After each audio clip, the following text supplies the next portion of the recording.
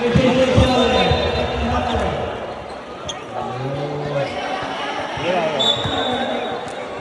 na si AJ. Bago magpakita ng kilos niya. Pero magaling po. Nakapamit ko. Kumusta, Mr. Gonzales?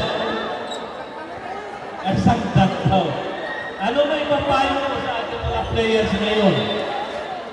Dahil maganda yung narating mo eh. Anong pwede mo ipayo sa atin? Sa lahat ng mga upcoming players ng Isabela. Magandang hapon po sa ating lahat. Ako nagpapasalamat nagsita ako dito sa ano lang, advice ko lang sa mga naglalaro ng basketball.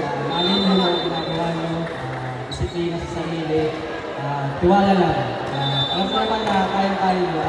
Huwag nyo isipin yung napagod, isipin yung sakripisyo. Kasi pag once na nag-sacrifice kayo sa isang bagay, doon mo nakikita yung halaga kung paano yung mga kapag-usapan. So, yun lang at maraming salamat sa akin.